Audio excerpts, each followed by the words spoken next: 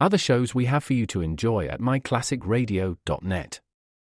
The Avengers was most certainly not a household name in South Africa prior to the radio series. With no national television service until 1976, the mechanism simply was not present in the country to show television programs to mass audiences. While many other countries reveled in the filmed adventures of John Steed and company, South Africa was not equipped to join in the fun. The series took Britain by storm and made a major impression in the American markets, being that greatest of rarities, a British series given a network transmission slot. However, as a filmed series, rather than a videotaped one, The Avengers was able to gain a modicum of exposure in South Africa through film rentals. Come and listen at myclassicradio.net. Other shows we have for you to enjoy at myclassicradio.net. 21 Precinct was a police drama broadcast on CBS from July 7, 1953, to July 26, 1956. It initially served as a summer replacement for My Friend Irma. The show was produced in cooperation with the Patrolmen's Benevolent Association of City of New York and adaptations from True Criminal in New York. The Policeman's Point of View. Historically, the 21st Precinct had been located near Gramercy Park, Manhattan. In 1929, the department reorganized the precinct numbering, and 21st designation was discontinued. No such precinct existed during the run, nor does a 21st precinct exist. However, the fictional precinct's territory closely corresponds to that of the Upper Side's 23rd precinct since 192. Come and listen at myclassicradio.net.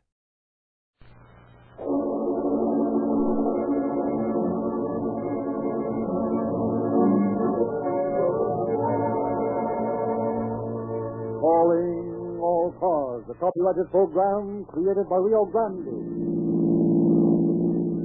San Bernardino Sheriff's Office calling all cars, attention all San Bernardino Sheriff's cars to broadcast 211 regarding a dead body in the desert near Langsford Swell.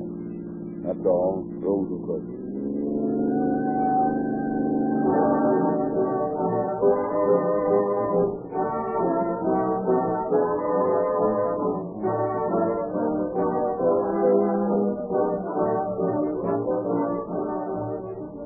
Officers of the law conduct many a secret investigation, but it is no secret as to what takes them there and brings them back with maximum speed, safety, and economy.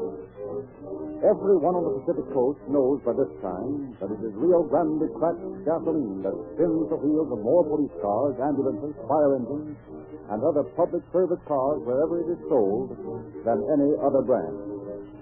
Yes, most of the drivers of emergency cars use Rio Grande cracked exclusively, but they're not the only ones.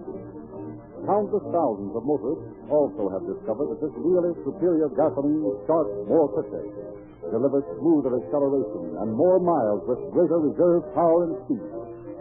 You needn't envy your neighbor. If you want police car performance for your car, follow that neighbor into the nearest red and white Rio Grande station tomorrow morning and get it. Take on a tank full of Rio Grande cracked, and you will understand why this finer motor fuel is the most highly recommended gasoline in the West. For fuller measure, more complete motoring pleasure, get Rio Grande cracked gasoline.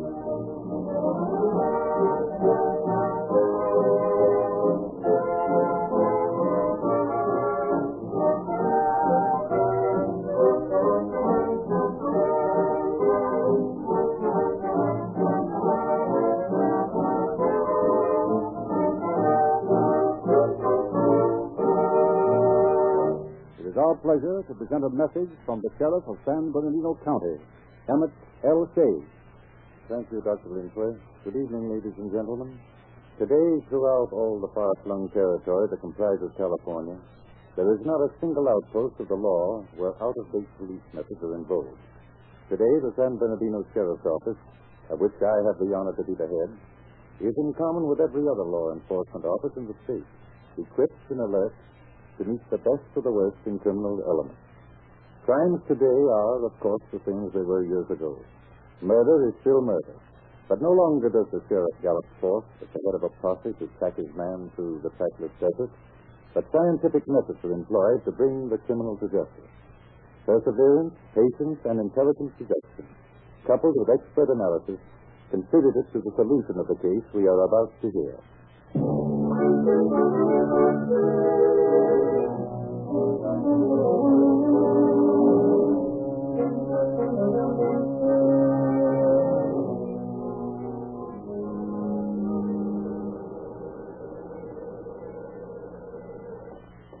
Sheriff's office. Hey, speaking. Say, Sheriff, this is Jim Lucas out at Daggett. Oh, yes, Jim. Hi. Fine.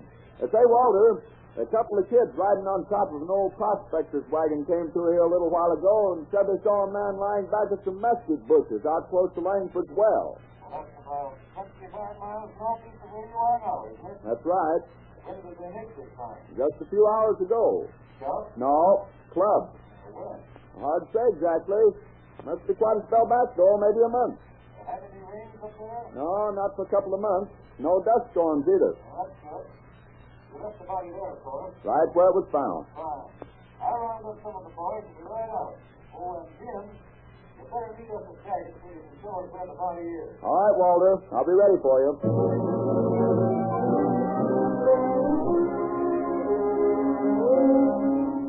Across the vast expanse of a county that is almost half the size of the entire state of New York, Sheriff Shea piloted his men. Northward, over historic El Cajon Pass, over which early day Mormons had driven ox carts into the fertile San Bernardino Valley, past picturesque Victorville sweeping beside the meandering Mojave, and out into a dusty road that leads to Langford's well.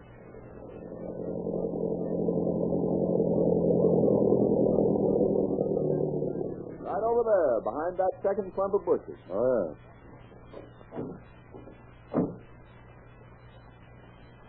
Oh, wait a minute. You see those two fellows? Looks like the man was killed here on the road and dragged over there. Yeah. Guess his heels made those marks. Here's a big patch of blood. Looks like the killer rested a while here. Must have been a fairly small man. How do you know? Well, I looked at the body this morning, and the fellow wasn't very big himself. Well, anyway, we know that two men could have carried the body. Must have been just one man in on the job. That's what I figured. Oh, is this the body? Yeah. What there is left of it. Oh, no dental work that furnished any clues. Figure he'd weigh about 135 pounds, wouldn't you, Jim? Just about. Well, hey, Emmett. Yeah? Have Butteroff bring his camera over here. And the rest of you boys can be looking the ground over. Make a circle out about 100 yards and don't miss anything. All right, Dad. Well, Jim, you better write down a list of these clothes and things. I'll call them off to you. Now, go ahead. Blue furred suit. Knitted sweater. I got it. White shirt. No collar. No tie. Brown socks. Tan shoes. Any labels in the clothes? No. Not a one. Say, Dad, I picked up all around here. Apparently the man was killed in the car and then dragged over here. There's no blood where the heel tracks begin. Find anything in the pocket? No, not a thing. Well, here, wait a minute. There's something down in the corner of the west pocket. Yeah. Huh. Yeah, a piece of notepaper, looks like. There's some printing on the other side. Oh, looks like a sheet off of a memo pad. Yes, sir. That's just what it is. Came from the Security State Bank, Ogden, Utah. Well, looks like there's some notes and some figures on here, too. I can't make them out, though. How about you, Emmett? Well, let me see. No, can't do it, Dad. Guess you better take it back and look at it under a good magnifying glass. Yeah, guess that's the best. Well, let's get busy and bury this fellow. Don't want to take any more chances on losing any other identification there might be here.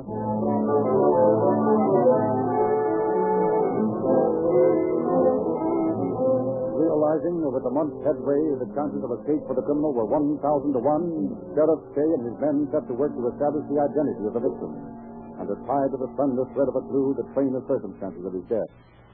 What have you found on that paper, Emmett? Well, besides a lot of figures I can't read, there seems to be a complete set right there on the back. Let's see.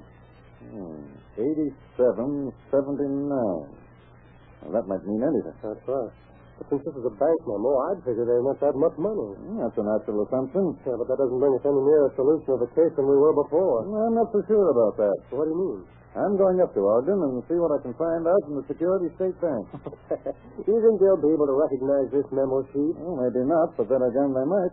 It's a chance. But this is the only clue we have. We might as well work on it. I know I'm not going to pass it up. Well, I wish you luck, Dad. Thanks, son. And keep an eye on things while I'm gone.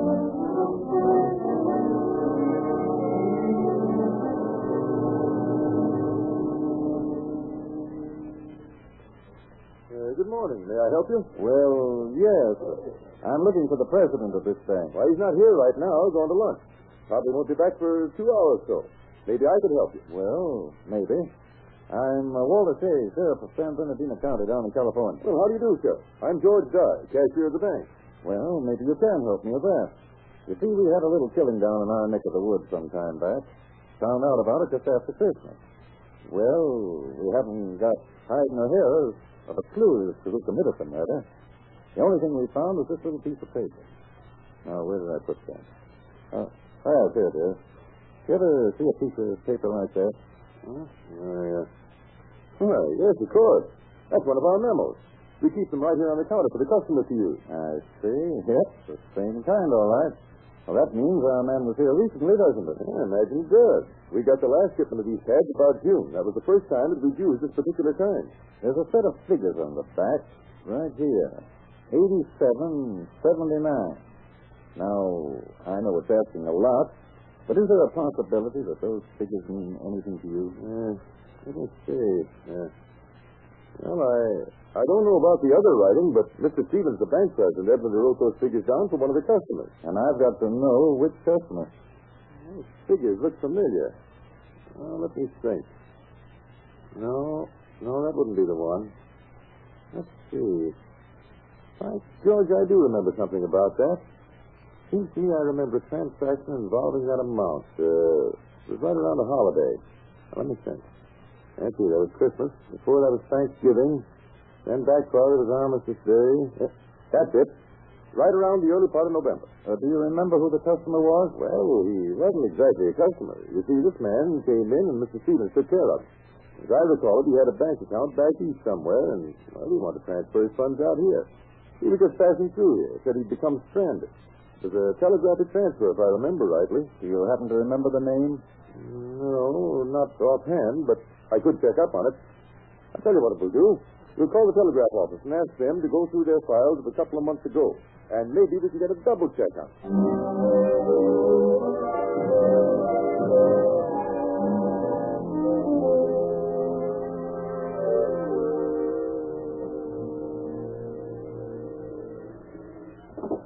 Security State Bank, Dye speaking. We found a couple of messages about transferring funds to the bank. One was sent on November 10th. Have you got it there? Yes. Shall I read it? If you will, please. It says, Telegraph, Security State Bank, Austin, Utah, balance for my account. It's signed with Wilfred Hayes. Hey, is that the name? Yes. The wire went to People's State Bank in Detroit, Michigan. We have a copy of the reply on that. It says, cannot transfer funds without passport. Anything else? Yes. Here's another wire signed with the same man, Wilfred Hayes. It says, Bank at Rock Springs, Wyoming, is sending passport. Waive identification. By all means, get money from your pocket. It must have been in a hurry. All right, thanks a lot. Well, there's your man's name, Wilfred Hayes.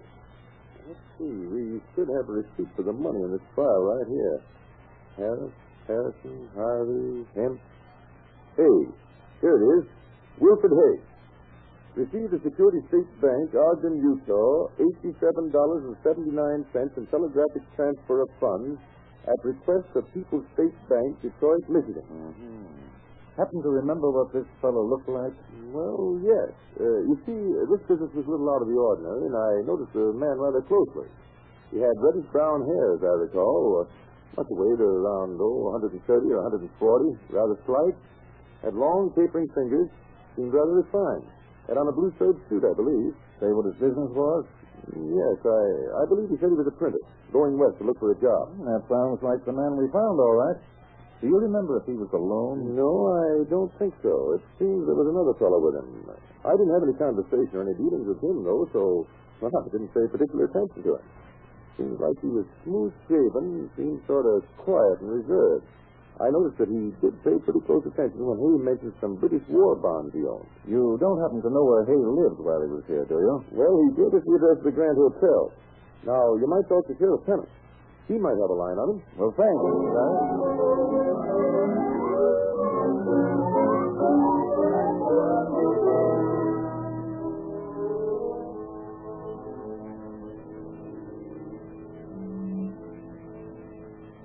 Sheriff, I'm Walter chase in San Bernardino, California. I'm checking up on a couple of boys that came through here about the first of last month. A fellow named Hay and another fellow named Watt. Oh, let me see. I got a list of most of the people we've come in contact with in the past few weeks. Let's see. Yep, here it is. Hey, young fella. About 30. Light complexion. That's the one. Watts was with him. He told me the car was broken down. Headed out at Rosen's Garage on Washington Avenue.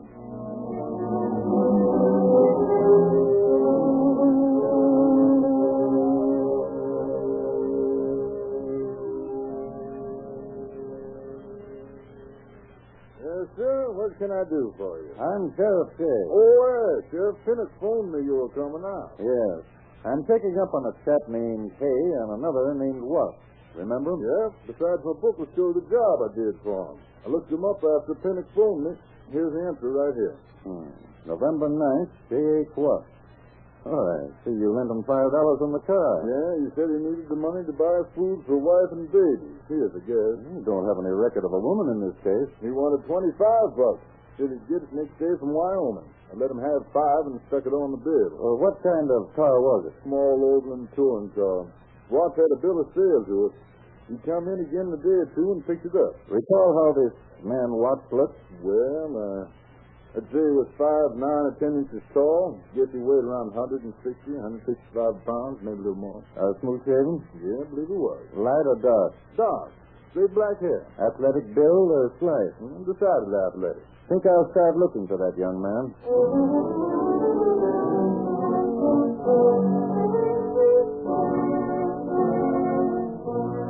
Galloway returned to his office in San Bernardino and immediately contacted Captain of Detectives Edward Fox of Detroit, asking his assistance in tracing the movements of Hay and Watt.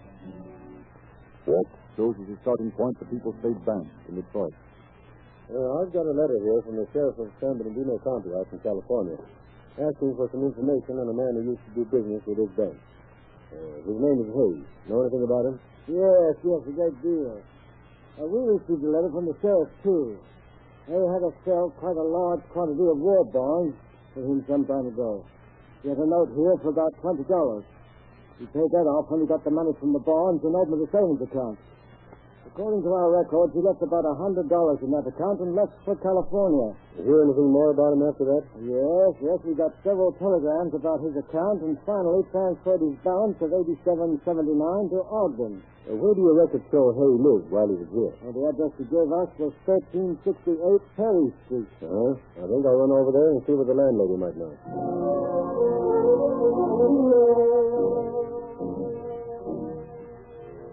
You, Mrs. Forrest? Yes. I'm looking for information on a chap named Hayes. Why, I haven't seen Mr. Hayes since, let me see. Must be the latter part of October.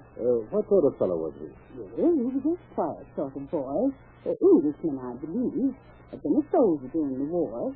Even the printer told me. How long did he live here? He moved in about the 1st of July, I believe. He lived alone in the front room there till sometime around the middle or last part of September. He brought Mr. Watson with him one night and told me he'd be staying in his room for a while. Did Watts pay any of the room rent? No. I got the impression that this Watts boy was broke. I let him stay here, and Mr. Hay paid the extra rent himself. And when did you say he left? Just about the last of October. He left in a car with this man Watts. Kalamazoo apartment. Just a minute. It's for you. Please. Thanks. Fox speaking. Well, this is Deeper. People's State Bank. Oh, yes.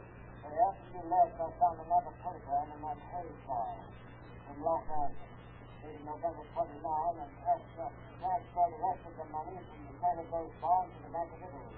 7th and Olive Street in that city. That's so. Well, I'm glad to get that. I'll keep that dope over to Sheriff Kay. Thanks for calling.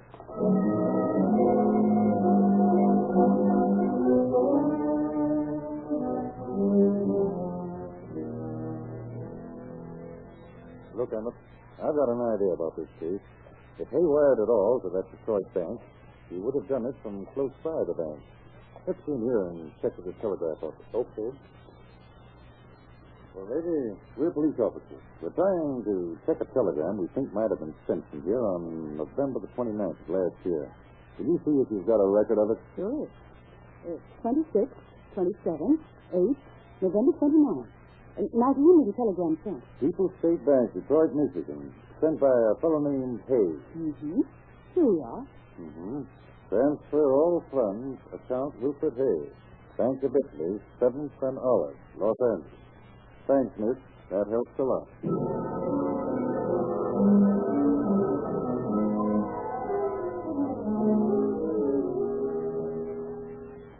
See now. Said that name was Hay, didn't you? That's right. Well, our records show that on December 1st, one of our customers introduced to Mr. Hay, who opened an account for transferring some funds from the bank in Detroit. That's the one. How much money was it? About $1,100. So all charges been deducted. What address did he give? 1201 Leighton Way. When was he in here last? Hay, I mean. I don't know. Maybe $900 withdrawal on December 8th. Is that the last transaction on that account? Let me see. No, there's a check paid on the 12th. Shows the date of December 9th. Endorsed by a man at Carruthers, north of here. Well, that would indicate that Hay was alive on December 9th, Emmett. Yes, and I don't believe it. Neither do I. That body's been out there for at least a month when we found it. Who was this customer who introduced Hay to you? Man by the name of Watts. R.W. Watts. Same address as Hay. Watts, eh? What did this Watts fellow look like? That's 5 feet 9 or 10 inches tall.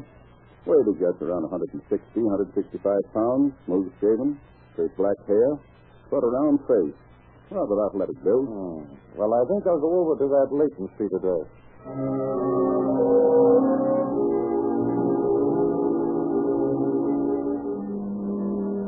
But the sheriff's check on the Layton address netted only the information that a man by the name of Watts had lived there but had left sometime in December.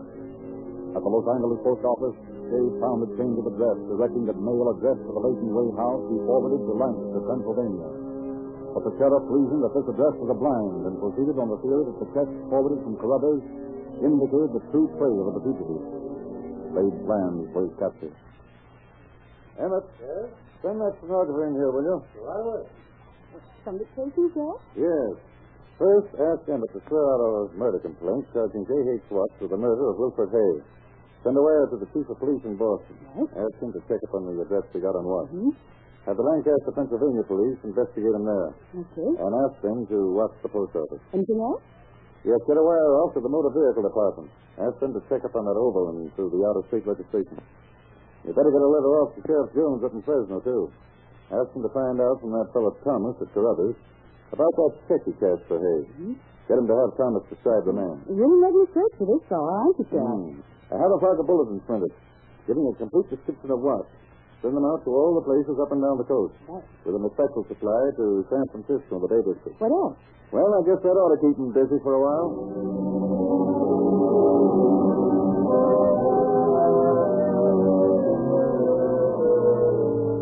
Within a few days, word came from San Francisco that a man answering Watts' description had cashed a check at a restaurant giving the name of Kreger. San Francisco officers took up the hunt in earnest. Detective Sergeant Kalmbach and Richards on a chance stakeout were making the rounds of the branch post offices as well as the main San Francisco office. One day, late in February, they were scanning the faces of patrons at the general delivery window when... Anything for Jim or James Kreger? How do you spell it? C-R-E-G-G-E-R. James Kreger. Here's one letter. Thanks. All right, Kreger. Under arrest. Says who? We do. Police officers, you. Yeah, what's the idea? A little item of murder. San Bernardino. You're making a big mistake, mister. I haven't ever been in San Bernardino. Well, maybe not. We think you're J.H. Watts. We think you have been in San Bernardino. Anyway, that's where you're going.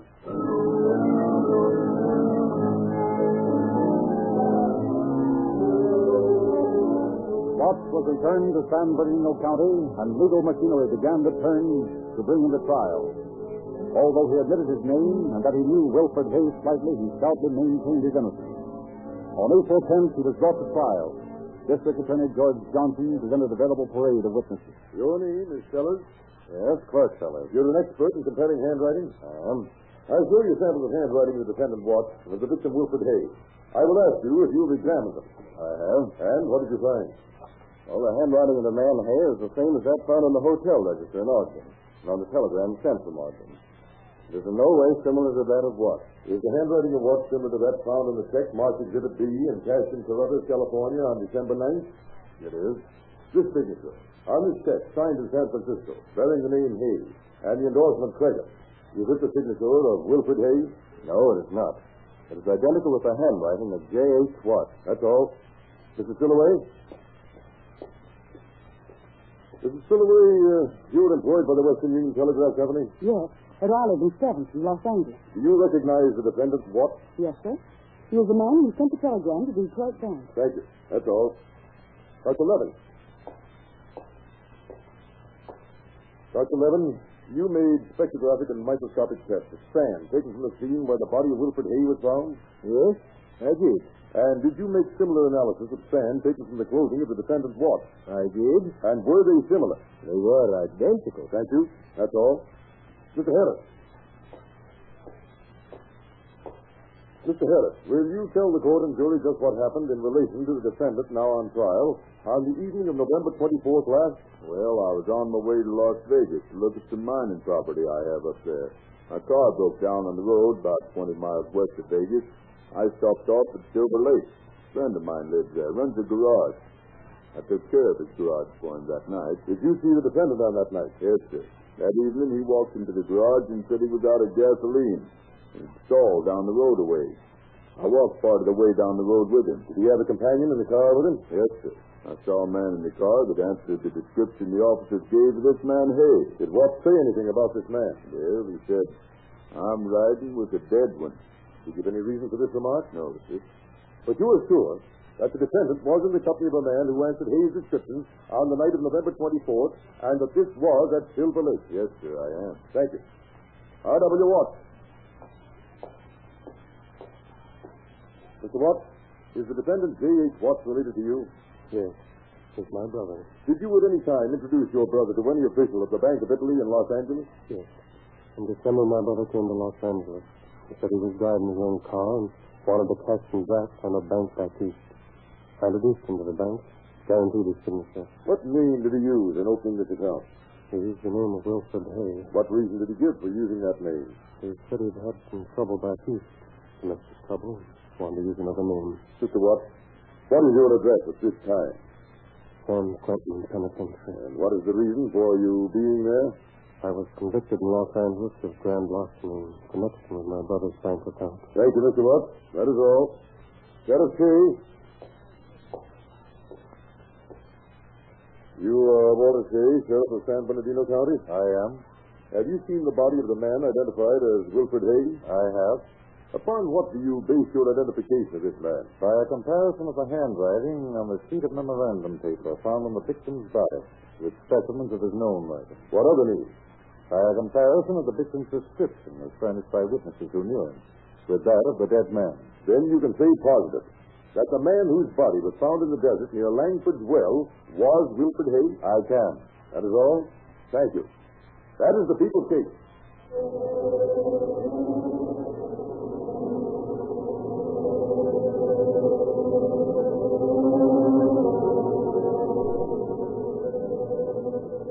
The jury find the defendant, J.H. Watt, guilty of murder in the first degree.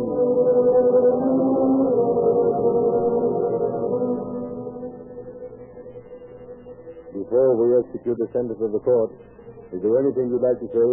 Get it over. Stand there.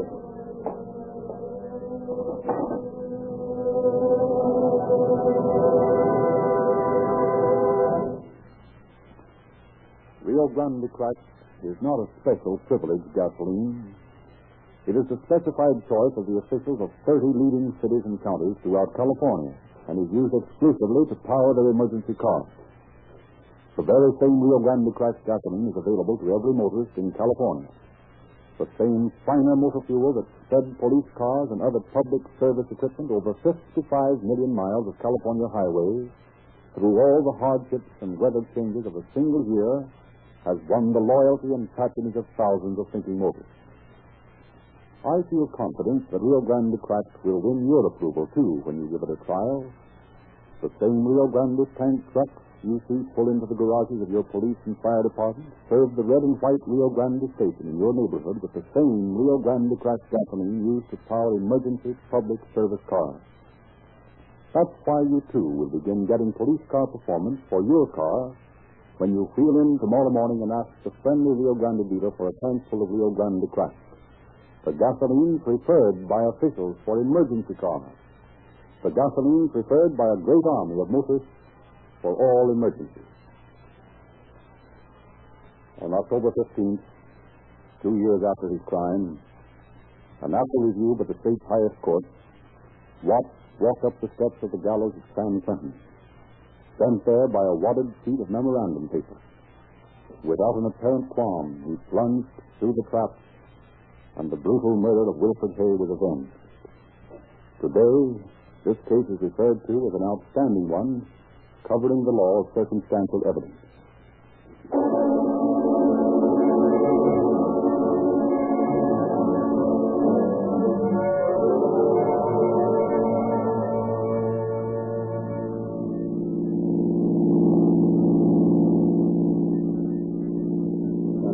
Sheriff's office calling all cars, attention all cars, cancellation broadcast 211 regarding a dead body in the desert. Suspect in this case was hanged at San Quentin. That's all. Those who live.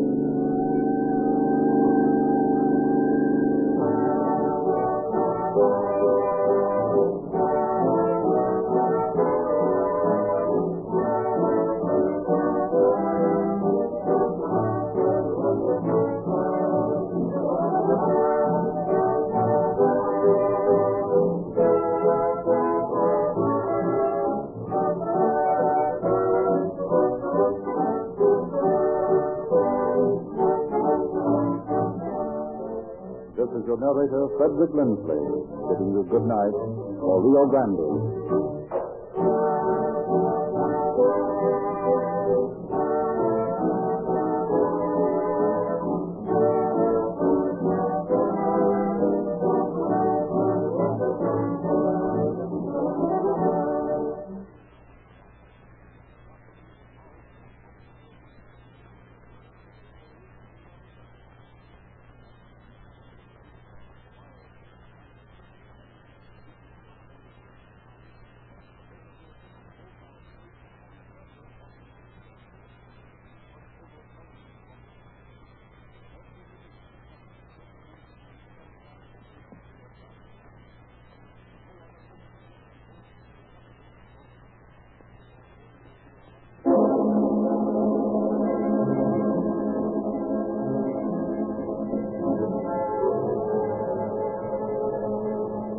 Calling all cars, the copyrighted program created by Rio Grande. Los Angeles Police calling all cars, attention, broadcast 212 at 5th and Olive to 50 officers. That is all.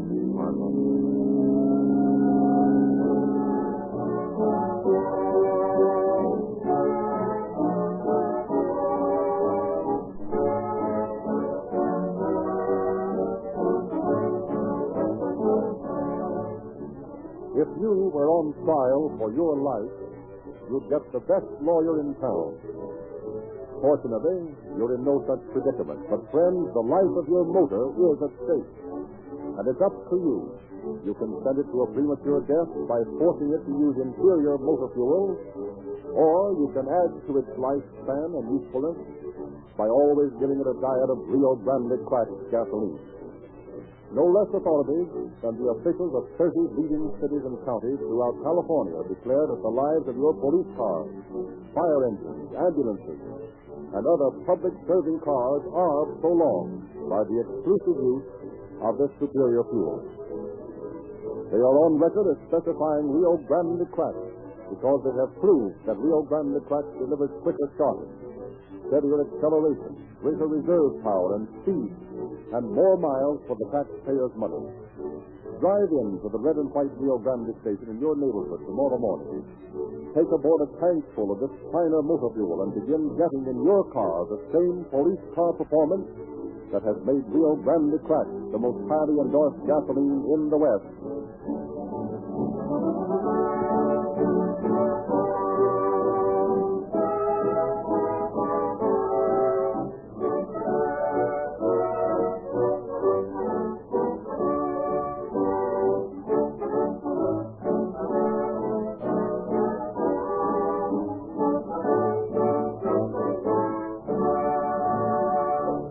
Rio Grande appreciates the cooperation of law enforcement agencies in making possible this series of programs by opening to us the confidential files of their department.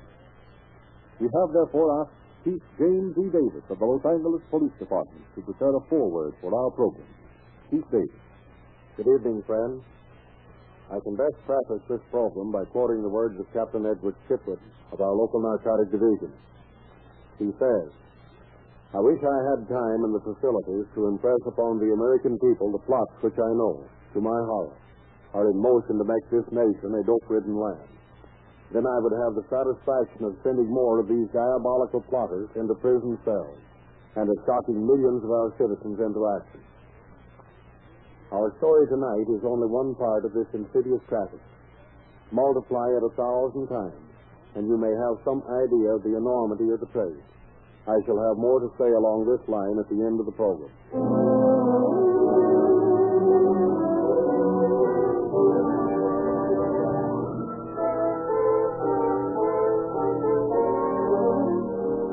In a remote section of a northern state of Mexico, just south of the Big Bend country, a general confers with his adjutant, Juan Vaca. Juan, I have orders to watch for a shipment of narcotics being smuggled into the United States. Are the drugs coming through here? Apparently, these smugglers have grown bold. How much do you think they are carrying? According to the information I have received, there are drugs worth $1 million of American money being carried by these smugglers. But where in Mexico is there so much dope? It comes in from Japan. And then it is brought north and smuggled into the United States. When do you expect this caravan? It is due to pass this way at dawn, and it's heavily guarded by armed men. So they have the protection of our government? Of course not. But there are other officials who are not always conscientious about enforcing the law. What do you propose to do? I propose to stop this shipment, Juan. And having stopped it, General?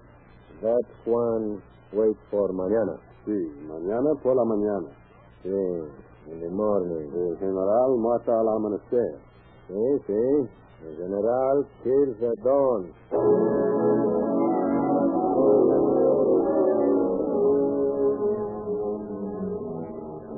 A few miles to the south, a group of men, high-powered rifles carried carefully across saddle bows, rode toward the camp of the waiting general.